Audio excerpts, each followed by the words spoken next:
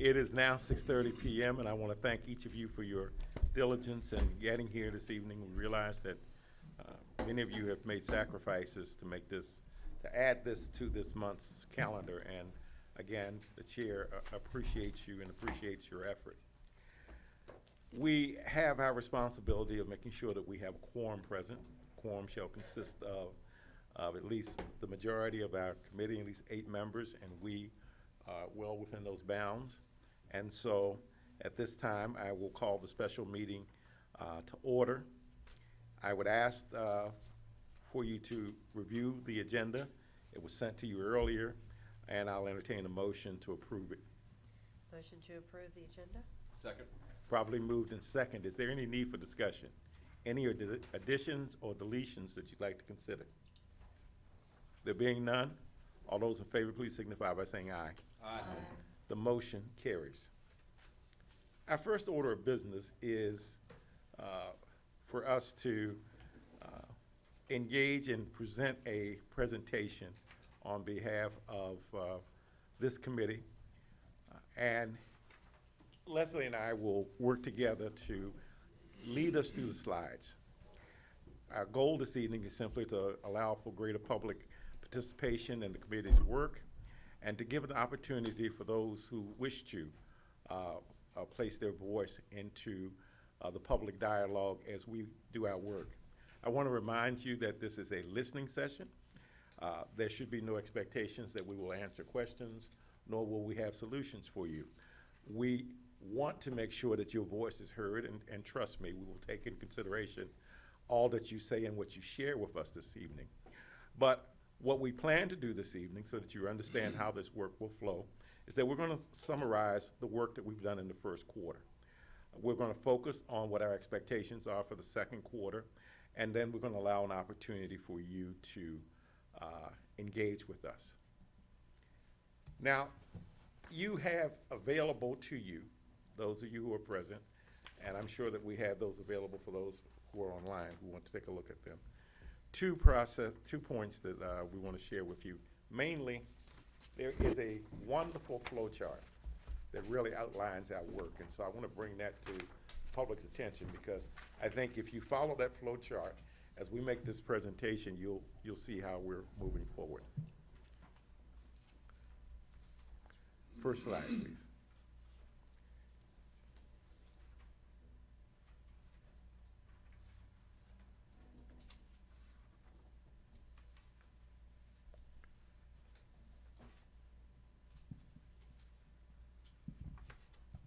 Daryl, can you move us to the establishing resolution slide, please? Other way. Yeah, we're going the Other wrong- way, Daryl. Sorry. wrong direction. The other forward, yeah. Yep. Okay. Thank you.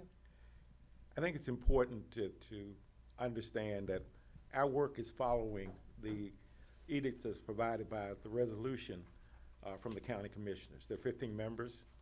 I was appointed chair by the commissioners. There are 2 representatives from each of the commissioners' election districts. There's 1 member recommended by the Calvert Education Association, 1 by the Calvert Educational Support Staff Group, 2 members from the Sheriff's Office, 1 member the State Police, 2 members of the Health Department, including 1 with a background in mental health and another with a background in substance abuse treatment. 1 member represents the Maryland Center for School Safety, and we have ex officio members from 3 Calvert County agencies and the superintendent of the public schools. We were identified in the summer of 2024 and appointed officially in September of 2024, and we started our work in October of 2024.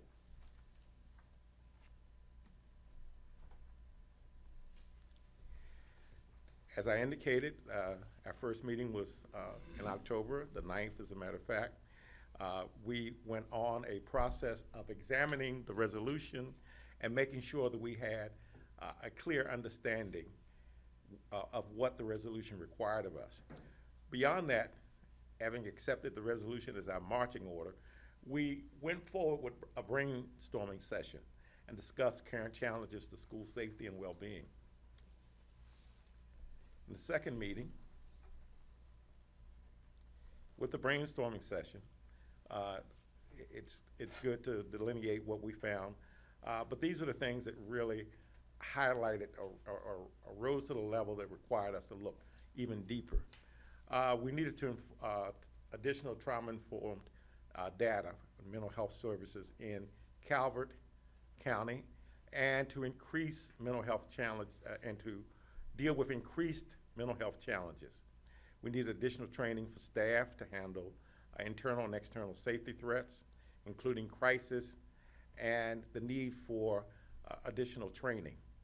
We needed tools for staff. These are things that came from the brainstorming session, to monitor and report changes in student behavior. There was concern about tobacco, increased use of tobacco in the schools and vaping, and repeated incidents of students threatening the safety of others, including staff. Also, there was a need identified as a collaboration between parents, community members with the school system. Let me just say that I think we left that meeting with a general feeling that this is a Calvert concern. It's not simply a school concern. That the entire milieu that we live in, that we call Calvert County, has a responsibility in making sure that we have safe schools and that the well-being of all persons there is a primary concern. As Dr. Townsend has often reminded us that he shares with his staff, without order, you cannot have quality instruction. So in the midst of all of that, we have continued to move forward with those things in mind as shared originally. The second meeting was held on November 20th. We selected Leslie as our vice chair, and we developed a mission statement that was adopted. In addition to that, we introduced and discussed phases on how we saw this work rolling out. It's important to understand that in the midst of how we function, once we meet staff and the two officers of the group get together for an executive session and planning session and try to decode what we heard and try to be prepared so that we can keep this work moving forward. We don't ever want to come to a meeting in which we basically say, what would you like to do? We come forward understanding what you've tasked us with, and at the same time saying that we think these are the next logical steps, and we ask for input and feedback. Dino from the Maryland Center for School Safety, who's a member, gave us a high-level presentation at the November meeting, and as well, Dr. Townsend had a staff person represented, Larry Titus, who heads up school safety, was here to support that presentation. We adopted our mission statement, which is essentially that the School Safety and Wellbeing Advisory Committee is to enhance the safety, security, and overall well-being of students and staff within the Calvert County Public School systems. We would later, and we'll bring that back to you in the future, talk about our vision statement. We introduced phases that we think were important to guide our work and to make sure that we weren't spinning in a cycle, but rather giving ourselves some kind of time frame by which we would be able to achieve certain things. So the first phase was our formation, our purpose, and brainstorming process, which has been completed. The second phase was the identifying issues and data that we needed. That has been completed. Now, the third phase is where we are now, where we are actually engaged in not only additional data collection, but the assessment of that data. And we're inviting groups in for testimony, for review of policies and practices, and creating new instruments that we hope will be used to offer public surveys. And identifying gaps also, because we think that the key job for this group is to identify gaps in our existing delivery system and make some recommendation about how those gaps should be filled. We want to move to the fourth phase, which is defining measurable short and long-term strategies. This is consistent with the recommendation and the directive, rather, I should say, from the resolution, which asks for short and long-term strategies. We want to develop recommendations and then finally deliver a final report. We laid out this process of a guiding framework. And we developed it based upon the challenges identified in the storming sessions. And we categorized challenges into 5 sections and paired these with ideal outcomes. We matched each section with data that would be needed to examine it by the committee. What you see here is not only the guiding framework, but the structure for the committees that were established at our last meeting.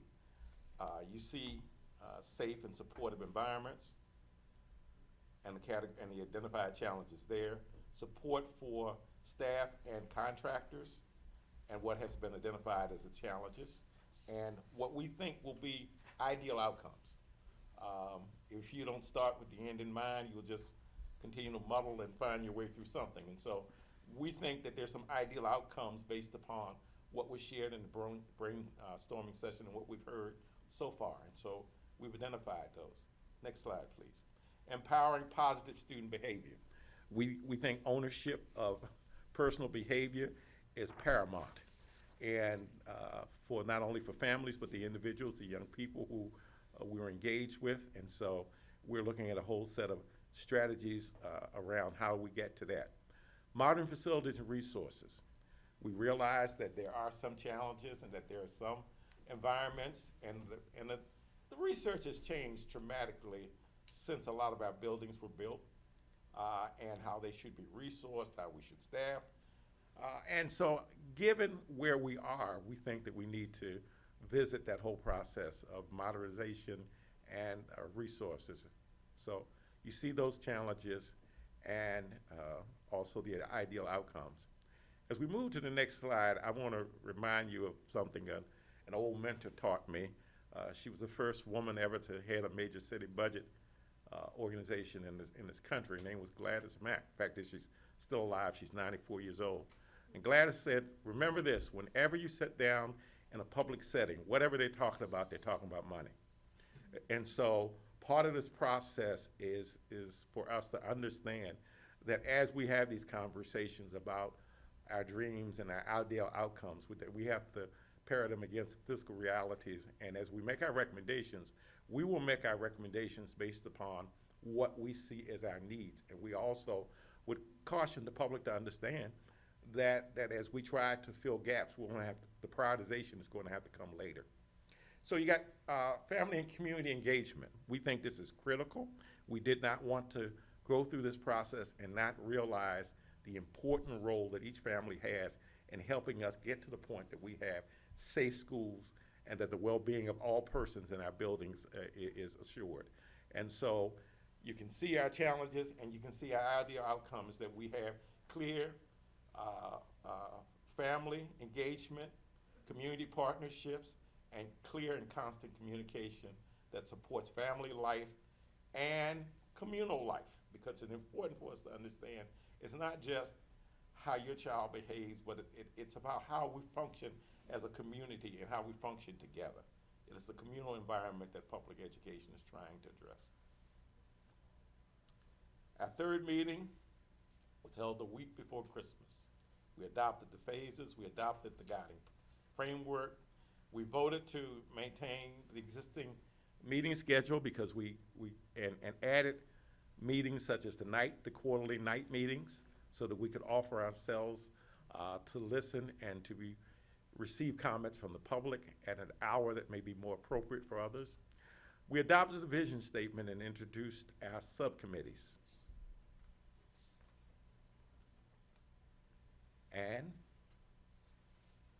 go for it. So we took a look at, once we had the mission statement kind of solidified, we then agreed that it was time to take a look at our vision statement. You can see that it says our Calvert County Public School System, where all students, staff, and families feel safe, supported, and connected. A school system supported through strong community partnerships and collaborations to improve outcomes for all students and community. So we took a look at the introduction of our subcommittees. We spoke about the areas that we felt were most important. We gave everybody an opportunity to kind of, once we came up with those 5 areas that you see outlined there, We gave all members an opportunity to kind of say, this is where I'd like to be. So everybody kind of ranked 1 through 5 where they felt they could be of most support and provide as much as they could to get us to our final goals. So, Q2 preview coming up. So, to date, our January meeting, the first meeting was on January 15th. Subcommittee placements were announced, so everybody found out where they were going to be serving. A presentation was provided to us on deliverables that subcommittees will develop and present to the committee. So we were given a little bit of information about what that was going to look like, what was going to be required of each person that was on each of those subcommittees. And we had a really great presentation from Dr. Townsell, Superintendent of Calvert County Public Schools, giving us a mid-year update that included data that, in my opinion, and I've said this from the beginning, I think all decisions that we will be making really need to be based on data that is being provided to us from the different agencies and partners that we're going to establish throughout this process, making sure that that is what is guiding our work so that we are not just kind of looking at something or listening to something and saying, well, yeah, that probably sounds like we should do that. It's got to be based on data. I'm very strong in that regard. So you can see that there were a lot of areas that Dr. Townsell reported to us had significant decreases within the school systems. You can see them all listed there. And there was one area that we did see an increase in, the tobacco and vaping percentage did increase. I'm kind of a mind to think that it might just be because we're being more diligent about reporting it and making sure that we are trying to get a better hold on what's happening in those regards. But we were happy with the data that was shared that evening. In the second quarter, so coming up now through March, SWAC is going to develop a community survey. Each subcommittee is going to be coming up with a question or two to send out to community members to get some real live input and data that we can kind of include in our work that we're going to be doing, working towards our recommendations. We're going to be bringing in groups and individuals to give us testimonies, provide the data that we're looking for, and then the work within the subcommittees to develop a data assessment report. So we'll have something uniform, a template will be provided so that whenever it does come to the event, where we'll be sharing out that information, each subcommittee will be responsible for sharing out the same type of information, and we'll analyze that using current policies and practices and identifying those challenges as well. That data assessment report is going to be finalized in Q3. So we're looking to do that once we get through March. The couple other points I want to add. The subcommittees, for the most part, everyone got their first or second choice for the subcommittees. We decided to use the triangle approach, committees of 3, with each person having a designated role, either as the lead or as the secretary or as the researcher. And so we've moved forward with that. We have one committee that was a little short on a staff person or on a member, and so we'll address that as we move forward. But we feel very comfortable about where we are. The other thing that we found encouraging as well is that clearly the public school system is moving in concert with what we see as a growing public challenge to basically respond to behavior issues, and we're seeing some positive impact initially as we move through this process. Certainly it's not a completed work, but it's a work in progress, and it's better to have progress than to be stale, and so we are thankful for what we've received so far from the public schools. The issue did not surprise me with the tobacco and the vaping, because our health department officials have assembled some members in the community during the fall to discuss such issues, and we're seeing increases in that and in referrals. And so that was not surprising to me, but I was pleased to see that there are other areas of less than acceptable behavior that are in decline.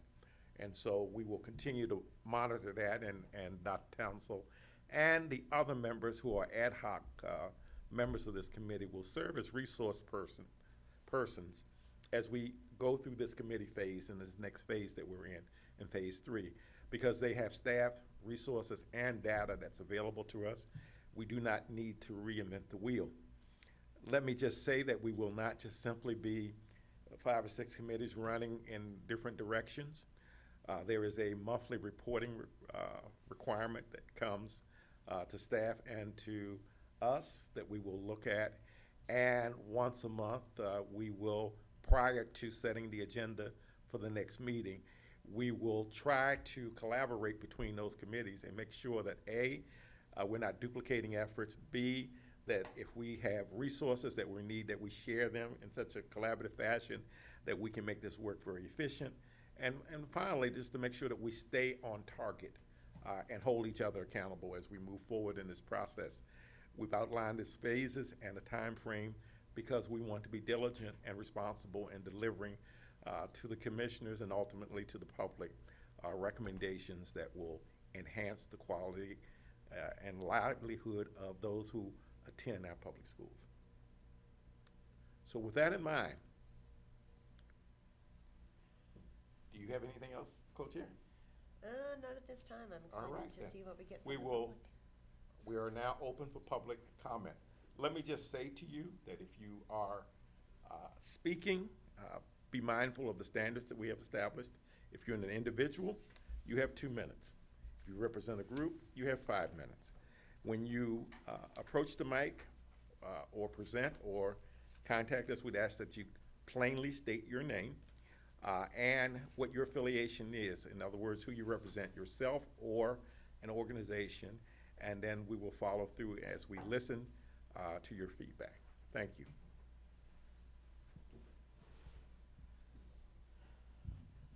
Good evening, Mr. Chair. My name is Buddy Hance. I'm a farmer. I live in Port Republic, Maryland, and I have a grandchild in the Calvert County Public School System, so I'm invested. First of all, I want to thank all of you for agreeing to participate in this work group because it's vitally important, the work that you're going to do. I hope you are not deterred by the lack of public attendance here tonight. What you all do is going to make a difference in this community. I hope that you all, if you didn't know Chairman Jones before you joined this work group, you've quickly realized there's nobody better suited in Calvert County to lead this group than Chairman Jones. He is highly qualified, highly educated, classmate of mine, class of '73, Calvert High School. So I know he knows. So I just want to say that, you know, we heard from Superintendent Townsell that they've been making some progress based on some policies that were enacted by the Board of Education. We greatly appreciate that as public citizens. And my only recommendation to you all is that in the future, at some point in time, maybe you could get the Board of County Commissioners and the Board of Education to have a joint meeting and you could present some findings whenever you feel that's appropriate. I think that they would probably entertain that. I don't know. I can't speak for them, but I think that would be a great opportunity to start to get you more involved and engaged. And but just want to finish up and say I want to thank all of you because I know it's very hard in this day and age. You can't get people to come out, and it's hard to get people to serve. So I want to thank all of you for your participation, and we look forward as citizens of Calvert County to some great results because we all want to see the safest schools, and when you have safe schools, I think that the mental health of the students is always much better. So Yes. greatly Yes. appreciate all your efforts, and thank you for this time.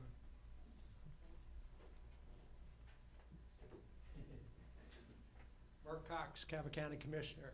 I just want to echo what my fellow commissioner there said. We thank you. And I was at a meeting with Pastor Jones, and he said it takes a village. And we have a start on our village here tonight. It's just ecstatic to hear what work you're doing, mental health, vaping, our kids. I have 2 kids, 2 grandchilds in school systems right now. Got 2 more joining it, and I'm excited for what I are hearing tonight from this committee. So thank you for what you do, and you definitely appreciate it. Thank you.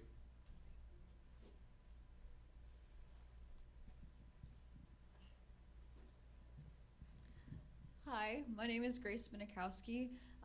Before I start, I should say I'm representing myself. But I serve as the student member of the Calvert County Board of Education, and I thank you for having me tonight. I wanted to share a little bit about my story in Calvert County Public Schools, and how it relates to the work of this committee. So I have been in Calvert County Public Schools my whole life. And my life was pretty much normal up until right before high school. My mom passed away from metastatic breast cancer unexpectedly. And my dad works. He get home really late. And essentially, I went into my freshman year of high school by myself for a lot of time in the day. And statistically, I think I should have slipped through the cracks. But the thing that saved me was the programming at my school. The reason I came here in these shoes is because I just was choreographing my school's musical. I run cross country this weekend. I spent my time at 2 SGA conferences and 1 voice recital. So I'm pretty involved. And I think it is so critical that as students we are supported with the transportation, with the funding, with the staff for our programs at our school. And I think one of the things that helped me keep going is kind of my second point, was making sure that I didn't fall through the cracks when I was in kindergarten. I had an amazing support at home, but I know that that is not the story of every student in Calvert County Public Schools. And it's important to invest not only in our programs for students when they're in middle school and high school, but finding ways to support students when they're in kindergarten. How do we make sure that they have those programs and that support? Sorry, I apologize if I went over time just a bit. And also making sure that burden of childcare doesn't fall on our staff. So thank you for your time, and I hope that this was valuable in some way.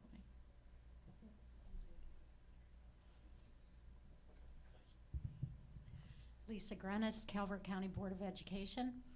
I want to reiterate what the others have said, and thanking you all for being here and being part of a solution to problems that aren't necessarily unique to Calvert County.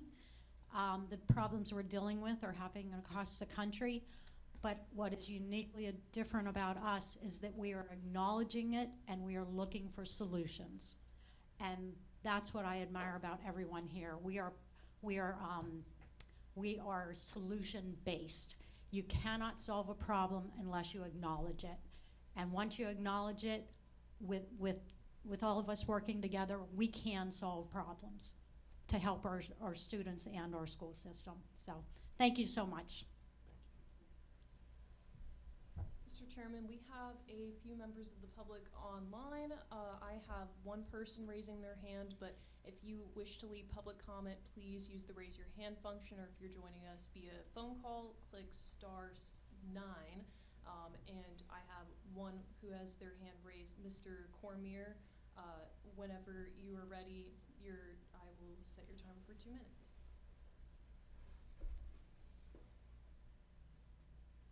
Good evening, commission members.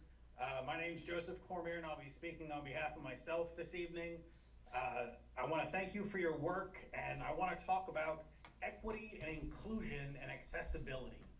Right now, Unified Sports through Special Olympics is doing bowling at the Lord Calvert Bowling Alley, and we were able to get transportation through Calvert County Public Schools to get athletes from all 4 high schools to come to Lord Calvert Bowling, and for an hour, those kids get to play, not just with kids who are in self-contained classrooms or with partner peers, and to see them high-five and celebrate the wins and O's when they get a gutter, it's something amazing. And so having that equity of access to a sport, equity of an access to an activity is so important, not just for our kids with disabilities, but for kids of all abilities.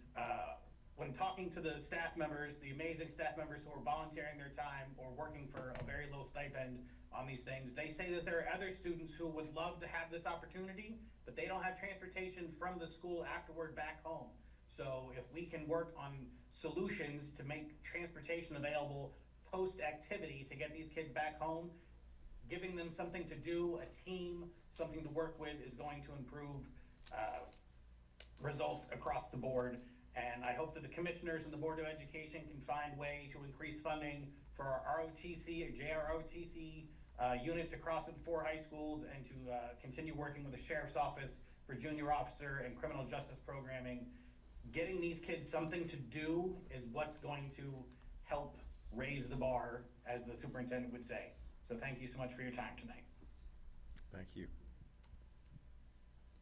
Do we have any other members of the public online who wish to leave public comment? If yes, please use the raise your hand function or press *9.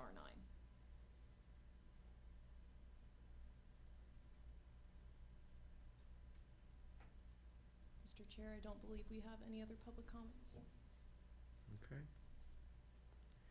Well, we thank those who have provided us with public comment.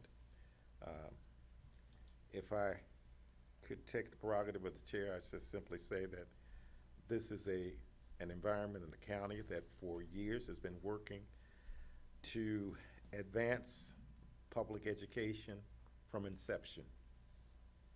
This is America.